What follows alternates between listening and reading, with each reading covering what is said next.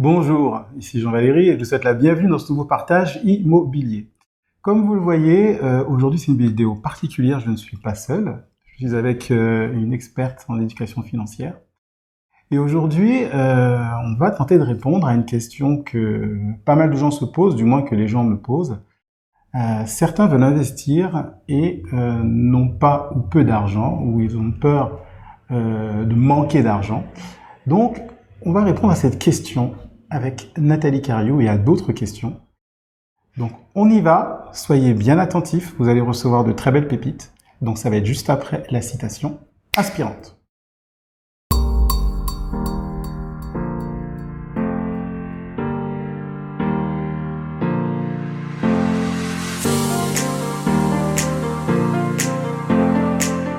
Alors, avant de rentrer dans le vif du sujet, je vous invite à faire les deux actions suivantes comme d'habitude. La première, c'est de vous abonner à la chaîne en cliquant sur le bouton qui se trouve sur la vidéo.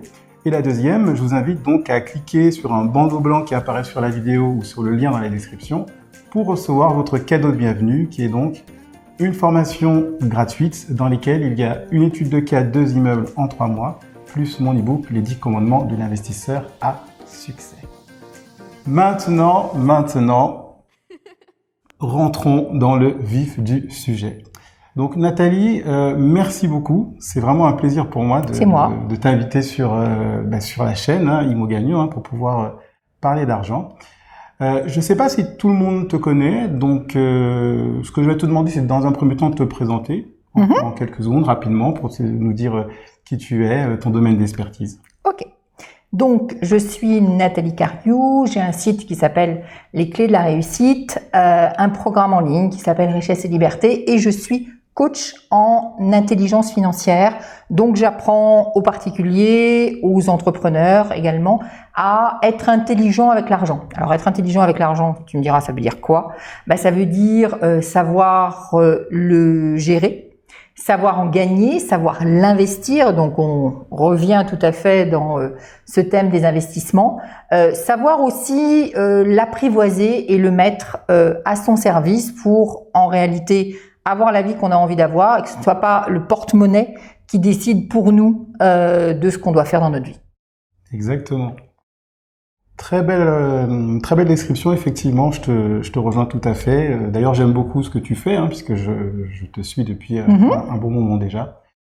Et donc là, aujourd'hui, dans cette vidéo, on pourrait parler de tellement de choses, mais je vais essayer de rester focalisé sur un sujet.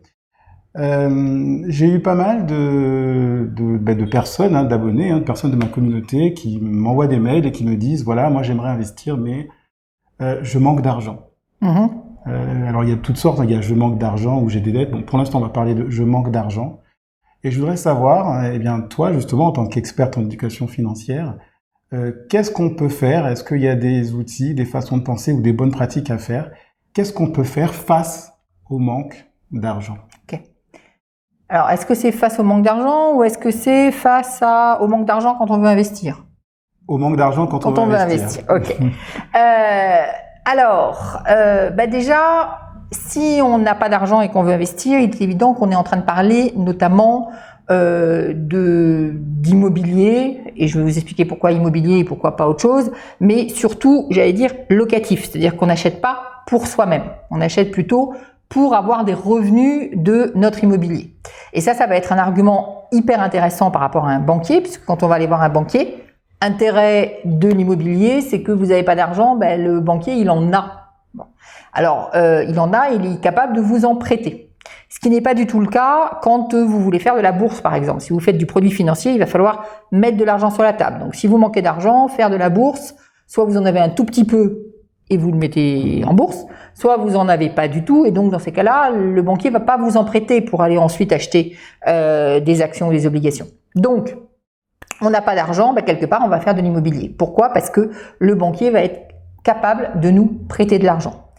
Bien évidemment, si vous n'avez pas d'argent, que vous n'avez pas de boulot, que vous avez 90 ans et que je ne sais pas quoi d'autre, ça va commencer à être un tout petit peu compliqué pour aller voir un banquier et être crédible. Donc il faut quand même aussi, une fois qu'on sait que le banquier peut nous prêter de l'argent, il va falloir se construire une situation qui est un peu propre sur elle. Alors, même si vous n'avez pas vraiment d'argent, pas vraiment d'apport, d'abord, on peut toujours en avoir un tout petit peu.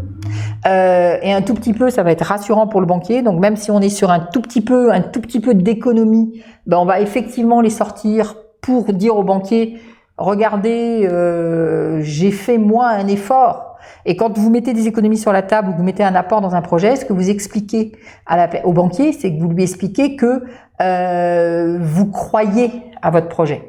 Donc ça, c'est super important.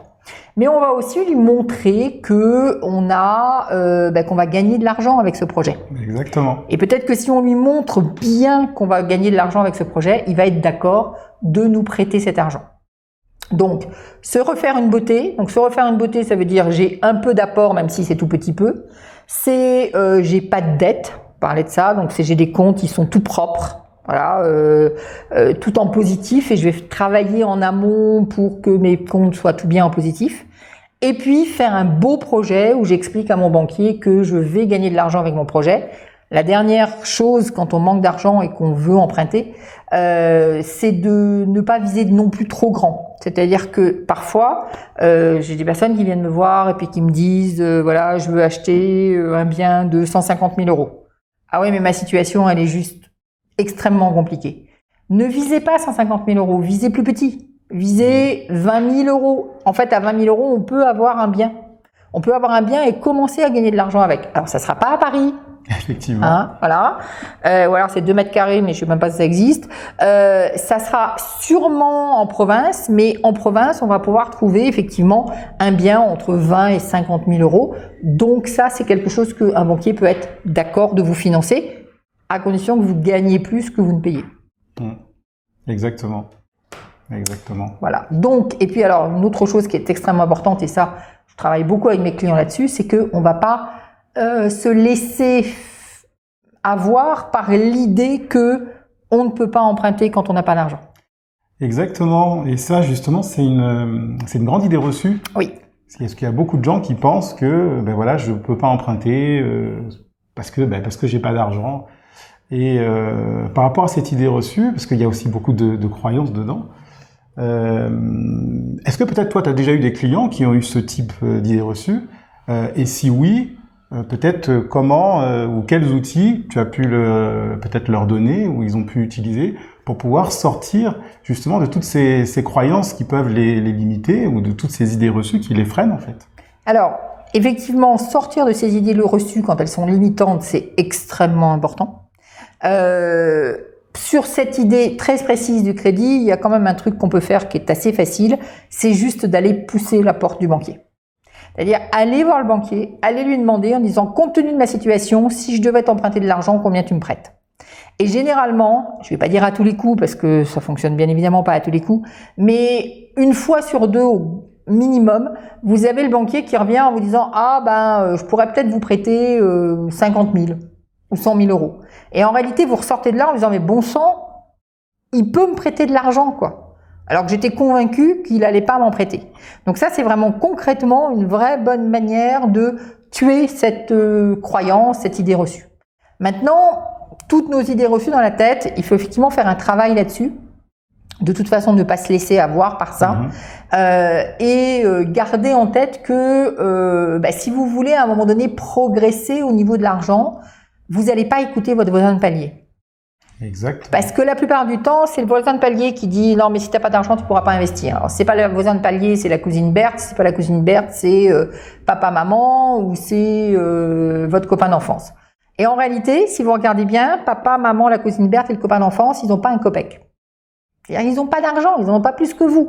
Donc vous êtes en train d'écouter une personne qui n'y connaît rien. La preuve, c'est qu'elle n'a pas d'argent. Et vous lui faites confiance. C'est absurde.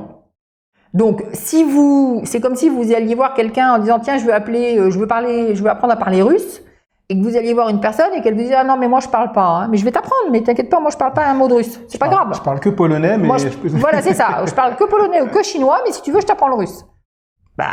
Ok, mais moi je veux parler russe quoi. Donc effectivement à ce moment-là il faut avoir des personnes qui savent faire, et au lieu d'écouter le voisin de palier qui est peut-être très très sympathique, ou la cousine de Berthe qui est absolument géniale, qui sait faire du cake aux carottes absolument prodigieux, et que donc si j'ai besoin de faire un gâteau aux carottes, je vais aller la voir parce que c'est elle qui sait faire. Mais pour ce qui est de gagner de l'argent, c'est pas elle. Donc c'est aller écouter les personnes qui savent, et pas les personnes qui sont proches de chez vous et où vous avez la preuve qu'ils savent pas faire, puisqu'ils n'ont pas d'argent. Exactement. Et ce que j'ai déjà dit dans certaines de mes vidéos, il est vraiment important quand on veut investir dans l'immobilier d'essayer de se trouver quelqu'un qui a déjà fait soit ce qu'on veut faire ou qui est en train de le faire, donc un investisseur qui a peut-être déjà acheté un appartement ou deux, voire plus, avec qui on peut justement discuter et qui pourra nous tirer vers le haut. Parce que souvent, je donnais l'exemple aussi de certains, par exemple, certains collègues, quand je parle d'immobilier à des collègues qui, eux, ne l'ont pas encore fait, eh bien, forcément, il y a toutes les idées reçues qui arrivent. Et si je me base sur ce qu'ils disent, eh ben, je fais plus rien, j'investis plus. Et donc, effectivement, il y a toujours une personne dans le monde qui aura eu des mauvais locataires. Il y a toujours une personne dans le monde qui aura vécu une situation extrêmement compliquée avec l'immobilier. Il y a toujours une personne qui va avoir investi et le lendemain, je sais pas, son appartement est sous les eaux ou bien peu importe. Il y a toujours des catastrophes, il y en a toujours. Bien évidemment, le métier d'investisseur immobilier ou autre chose, c'est aussi accepter de courir un petit risque. Certaines personnes me disent oui, mais tout ce que tu dis ou parce que j'ai une chaîne YouTube aussi, donc vous irez voir et je donne beaucoup de vidéos. Et effectivement, les personnes me disent oui, mais quand tu dis des trucs, il faut quand même prendre des risques. Oui, mais si on n'en prend pas du tout, il ne se passe rien du tout.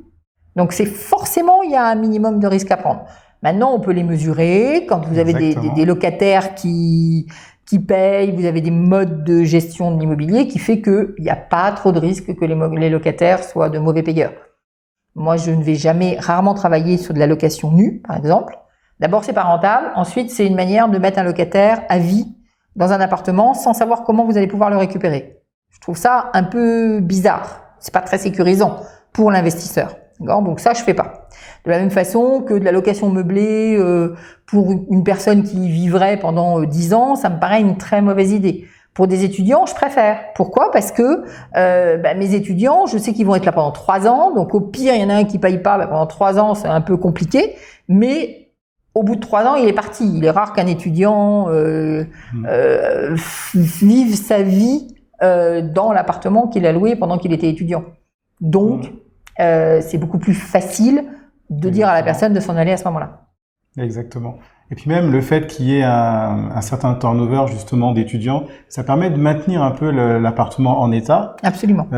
Puisque vous allez retrouver un autre locataire, un autre étudiant qui lui va à nouveau prendre soin de l'appartement. Et donc ça, c'est vrai que c'est quelque chose aussi d'appréciable. Et c'est vrai que j'ai eu le cas récemment pour une chambre que je loue en meublé. Des fois j'ai des étudiants et là c'était une personne qui était pas étudiante et j'ai mis dans le bail une clause où il y aura 1 ou 2 heures de ménage tous les trimestres.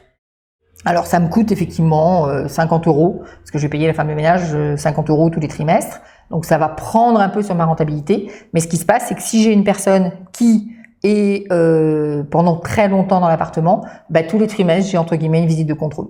C'est-à-dire que j'ai une personne qui va venir, qui va certes faire le ménage, mais surtout qui va vérifier que c'est pas complètement pourri. Donc c'est super important. Exactement, c'est une bonne petite astuce justement pour s'assurer que l'appartement est toujours bien entretenu. Donc c'est une astuce que je connaissais, mais puisque tu fais ça, on en reparlera off après la vidéo. Juste quelques dernières choses. Est-ce que tu pourrais nous donner, toujours là par rapport au manque d'argent, ou 3 conseils à ceux qui manquent d'argent ou qui pensent manquer d'argent, 3 conseils pour qu'ils puissent améliorer leur situation financière? Alors, 3 conseils si les personnes manquent d'argent. Donc, et j'en ai déjà parlé. Donc déjà, même si vous manquez d'argent, toujours faire en sorte que vos rentrées soient plus importantes que vos dépenses. C'est-à-dire ne jamais rentrer dans une manière où effectivement, pour des raisons X ou Y, on commence à dépenser plus, donc on va rentrer dans du crédit conso. On bannit totalement le crédit conso. Il faut absolument que vos comptes soient équilibrés. Ça, c'est vraiment une première chose. J'ai une deuxième astuce. C'est plus une astuce, mais c'est intéressant. Je vous suggère, surtout si vous avez l'impression de manquer d'argent, de faire par exemple ne serait-ce qu'une tirelire dans laquelle tous les jours vous allez mettre l'argent que vous avez sur vous. Alors ça peut être soit tout le fond de votre porte-monnaie en espèces, soit vous décidez tous les jours de mettre 1 euro dans la tirelire. Ce qui est important, c'est la répétition. Alors si vous avez un petit peu plus que pas grand-chose, vous allez peut-être mettre toutes les semaines 10 euros dans la tirelire. Ça dépend de là où vous en êtes. En tout cas, ce qui va se passer, c'est qu'en faisant ça, et en répétant sans arrêt, vous allez vous rendre compte que en réalité, vous avez quand même de l'argent. Vous avez suffisamment d'argent pour mettre dans la tirelire. Et ça compte énormément. Vous allez vous rendre compte que même si c'est 1 euro par jour, à la fin du mois, ça fait 30 euros. C'est pas totalement neutre, 30 euros. Donc, et si c'est pas, si 30 euros c'est encore trop pour vous, ben vous allez mettre 10 centimes par jour. Je m'en fiche. Mettez 10 centimes tous les jours. Pourquoi? Parce que vous mettez en place une spirale positive. Exactement. Donc ça, c'est extrêmement important. Donc, spirale positive. On va pas sur du crédit conso, on réduit ses dépenses, on change d'appart des fois. Des fois, j'ai plein de personnes qui me disent j'ai des problèmes d'argent et je vis dans un appartement qui est relativement grand. Dans ce cas-là, tu vas aller vivre dans un appartement plus petit ou tu vas aller dans une autre zone urbaine. Tant pis, on peut pas manger l'argent qu'on n'a pas. C'est vraiment super important. Et puis, pensez effectivement à vous former pour pouvoir investir dans l'immobilier parce que c'est la manière de faire qui est la plus, entre guillemets, non pas la plus facile, mais la plus évidente quand on n'a pas d'argent. Pourquoi? Parce que effectivement, c'est le banquier qui en a encore une fois, donc il va vous en prêter. Exactement. Écoute, en tout cas, c'est très intéressant tout ce que tu nous racontes. C'est tellement intéressant que ça suscite d'autres questions, mais bon, sûrement. On va essayer de pas trop s'éparpiller. Où est-ce qu'on peut te retrouver? C'est-à-dire que pour les personnes qui souhaitent en savoir plus sur ton activité, ce que tu proposes, où est-ce qu'on peut te retrouver? Vous pouvez effectivement aller voir ma chaîne YouTube. Ceci dit, je vous suggère notamment en ce moment de cliquer sur le lien que tu vas mettre. Exactement, qui sera dans la description. Voilà, qui sera dans la description. Pourquoi? Parce que je propose en ce moment, et on a fait en sorte de publier cette vidéo juste au bon moment. Exact. Je propose un certain nombre de vidéos gratuites. Donc ces vidéos, vous vous inscrivez sur le lien, vous allez recevoir plein de vidéos gratuites. C'est pas parce qu'elles sont gratuites qu'il n'y a pas de contenu à l'intérieur. C'est des vidéos avec des tonnes de contenu à l'intérieur. Donc vous allez avoir plein de petites astuces. Je vous suggère vraiment de les regarder, voire de les re-regarder, de vraiment les écouter, de prendre des notes parce que vous allez voir qu'il y a plein d'astuces, de trucs qui vont vous aider à avancer.